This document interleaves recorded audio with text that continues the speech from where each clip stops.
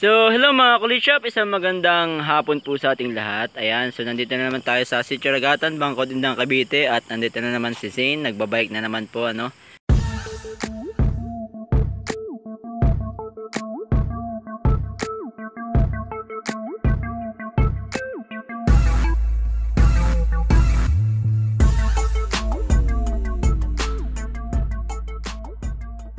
So nakabalik na naman po tayo dito sa Sitio Ragatan, wherein ito po kauulan-ulan lang po, no, at ibalak po sana kaming mag-picnic dito, mag DIY, kaya lang maputik na po yung lugar, kaya po napagdesisyon na natin na iba na lang po yung itatopic natin for today. So bago po ang lahat, shoutout po muna tayo kay Trollface Respect. Ayan, maraming salamat po sa inyong pagsubaybay sa ating vlog. Alex Beruela Vlogs, kay Sir El Manuel Sionco, kay Sir Budoy TV Vlog, kay Sir Jordan Banyaga, and then RPG 08992. So shoutout po sa inyo. Kay Sam's Haven, shoutout na rin po. Kay Sir June Edilion, Sir Jomel Manzano, Alain Dwight Adera, Jay Dagoy, Ralph Ethan 1121, Pepito Tasio, Jason Jimenez, Aladin Bayongasan, Edgar J. Jimenez, Jeremy Liwanag, Jimmy Yekyek.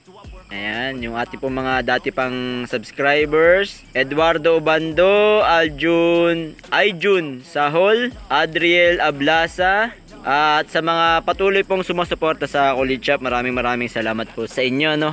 Ngayon po guys ay meron lang ako ito-topic, pero ito po, ipapakita ko lang po sa inyo yung aking mga nabili kanina.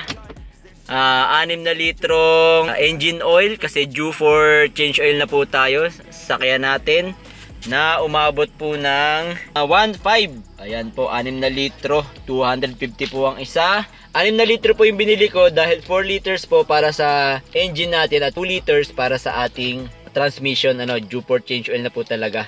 1 litrong ATF Texematic 250, 2 litrong gear oil dahil po tayo magpapalit na rin ng ating differential fluid, due for change oil na rin po tayo. 1 litro po na brake fluid, kasi magtatanggal na po tayo ng old brake fluid natin, pati yung clutch fluid kasi medyo maitim na po yung ating fluid. And then oil filter, yung oil filter ko po na nabili ay dapat C512. Ayan, kaso wala pong 512, pero pwede naman po itong 502. Medyo matangkad lang po itong 502 na filter, pero magkasukat lang po yan, no? Pwede po yan.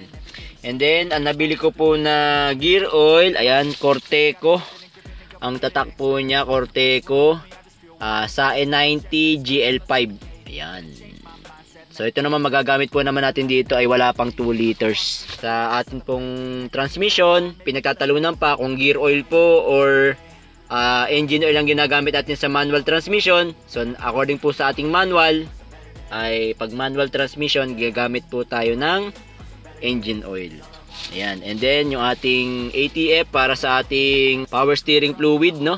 Ayan, Texematic Caltex. Umabot po ng 2,570 galing po sa ating suking auto supply. 2,570, wala pa po yung ating oil treatment sa engine oil, plus yung ating coolant.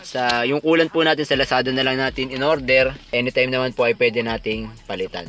So alright, so ang atin pong itatopic ngayon is about yung sa idle knob, kasi meron po nagtanong, mukha daw pong hindi na gumagana yung idle knob niya, kasi kahit ano yatang pihit niya ay hindi nag-response yung RPM, kasi dapat pag pinihit natin yung ating idle knob, tataas yung RPM natin. Ayan. So pero nagugutom ako guys, kain muna tayo ng malunggay pandesal, So napakasarap talaga ng malunggay pandesal. So again, sa mga hindi pa po nakakaalam, yung idle knob po natin, ginagamit natin pag cold start, para po pag mabibrate yung ating makina, itataas niya yung RPM para mas mabilis na mapainit yung makina natin at hindi po manginig yung ating sasakyan, at as well as yung ating engine habang tayo ay nagpapainit ng makina or during cold start. So ipapakita ko sa inyo guys kung ano yung ginawa ko to solve the problem, kasi dati may problem din ako na parang hindi gumagana yung aking idle knob, Pero bago natin kalikutin yan, check nyo muna guys. Kasi yung ating idle knob, meron niyang cable na nakasabit dito sa ating accelerator. Ayan. So dalawa po kasi ang cable na nasa accelerator pedal natin. Ito po yung pang idle knob. Ayan. At ayun naman po yung isa, yung para sa papunta ng injection pump. Ayan, yung sa accelerator natin talaga. Or gas pedal. Injection pump. Ayan, yan po. Ito yung pang idle knob. So, baka po kasi nakatanggal naman yung inyong cable dyan. So, hindi talaga mag-response kung nakatanggal kahit anong pihit nyo dun sa inyong idle knob. Hindi po gagana kasi hindi po siya mahihila para po ma-press ng parang konti yung ating pedal. Ano? Ayan. Isa naman po titingnan natin, baka naman po putol yung cable natin. Ano? Silbi po kasi dito, pag pinihit natin yan, parang hihilahin niya yung cable para ma-press ng kaunti yung ating pedal, tumaas yung RPM. So meron po mga instances na kahit pihit po lang tayong pihit, wala pong response kasi nga putol yung cable natin. At ang isa naman po, ito yung putol yung housing. So papakita ko sa inyo kung ano itsura pag putol yung housing. So yan guys, para ma-check natin yung ating idle knob kung sira ba siya or putol ba siya or putol yung housing, ito po yung gagawin natin, no. Baklasin natin yung lower dashboard cover. Ito yung part na to, no. Para magawa po yan, meron po siyang butas. Ito tanggalin natin. So habang ina-explain ko, tatanggalin na natin, no. So tanggalin nyo lang tong tornilyo dito, isa. Tornilyo dito sa may manibela, dalawa. Dito po sa banda dito, sa may susian, tatlo. Ito po sa may handbrake sa taas, pangapat. So para po sa inyo, babaklasin ko yung dashboard natin para maipakita ko sa inyo. So isa, dalawa, tatlo, apat, and then 5, pang 5. Nandito po, ayan, baka hindi nyo mapansin. Medyo dadapa lang kayo ng konti sa inyong upuan para makita nyo yung tornilyo. Ayan, dito po siya sa, ayan, sa baba. So, hindi po siya basta-basta mapapansin. Kaya, huwag nyo basta-basta hahaltakin yung inyong cover. Ayan. So, once na matanggal na po yung tornilyo, ay bababa lang po natin yung ating dashboard. Haltakin lang po natin ng konti. Bababa. Ayan. So, para mas bumaba siya, tanggalin natin tong cover ng handbrake para mas makita natin yung loob. Alright, so ito po ang ating idle knob. Ayan. So kung mapapansin nyo, meron po kasi siyang clip. So ayan yung po yung idle knob. Ayan, sa loob. Meron yung clip, no? Ayan, yan yung clip natin. So try kong tanggalin. Dahan-dahan lang po. Ayan, pry out lang natin siyang ganyan. Yun po kasing dating aking idle knob. Ayan, kung mapapansin nyo, meron siyang mga tie wire, ano? Kasi yung tie wire po na yan, naputol na po kasi yung ating housing ng idle knob, no, naputol. So anong nangyari, nung naputol siya, pag pinipihit po natin tong dito sa idle knob natin, nung pinipihit natin, sumasabay po yung cable. Kaya ang tendency niya, hindi rin po siya humihigpit, hindi rin siya humihila. So yun po yung nagiging problema ng ating idle knob, no?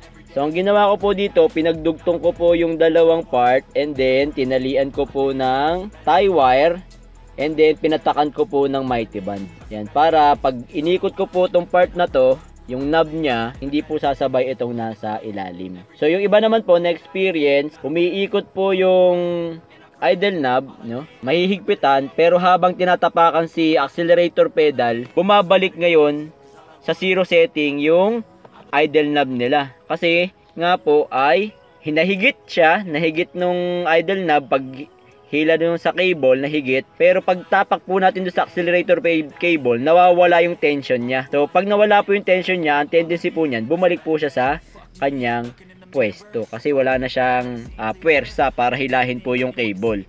Dahil nga po putol ito, umiikot siya ng kusa. Ayan.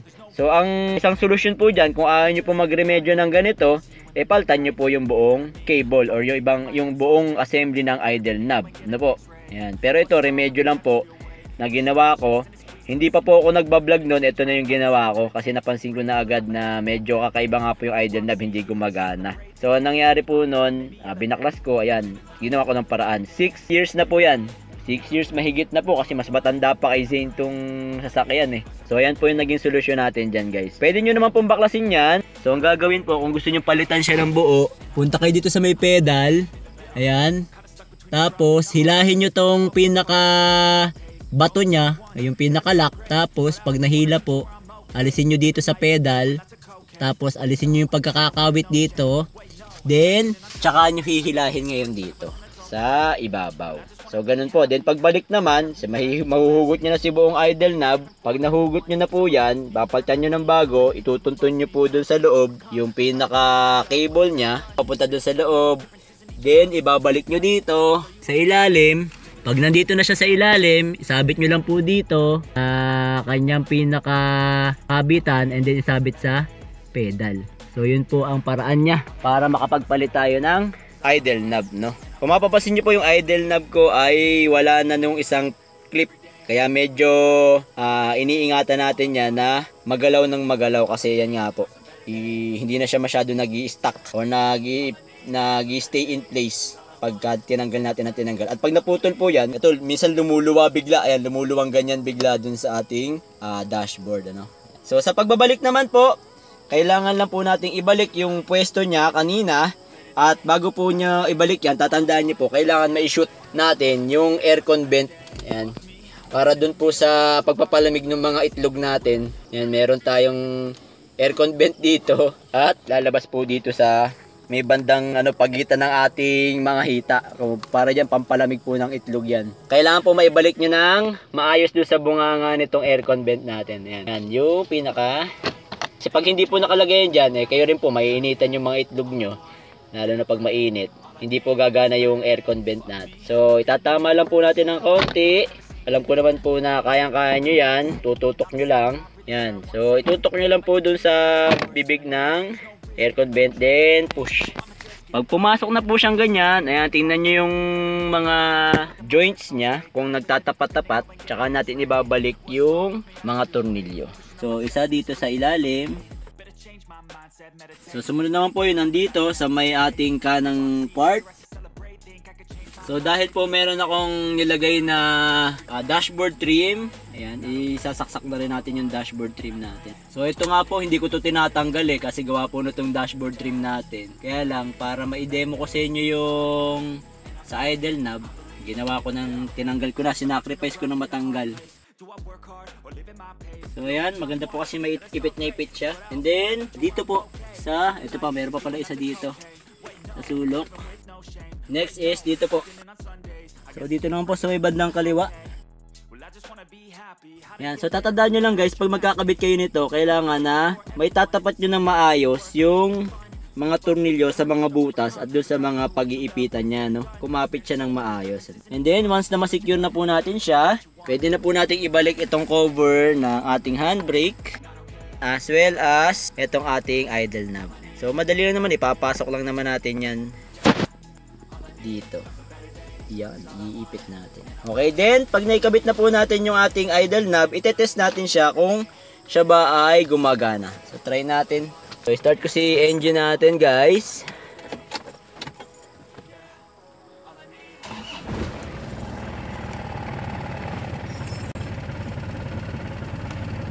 So ayan, dahil malamig na po yung makina natin, mababa po yung ating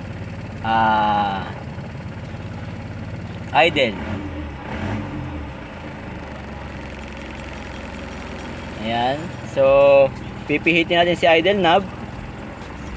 Ayun. Maririnig nyo naman na, ayan, ito yung dalawang kong paa. Baka sabihin nyo, tinatapakan ko yung pedal natin. Ayan. So wala pong tapak sa pedal. Okay. Po ay hanggang dito na lamang po ang ating video. At sana po may niambag na naman akong kapaki-pakinabang sa araw na ito.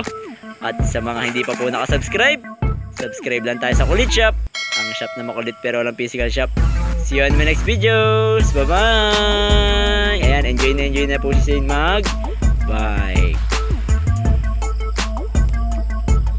Kulit Shop would like to thank the following sponsors: SJP Marketing, SJP Marketing Car Parts and Accessories, Gelson Pagsugiron, Gelson's Vlog, and Gelson's D-Store.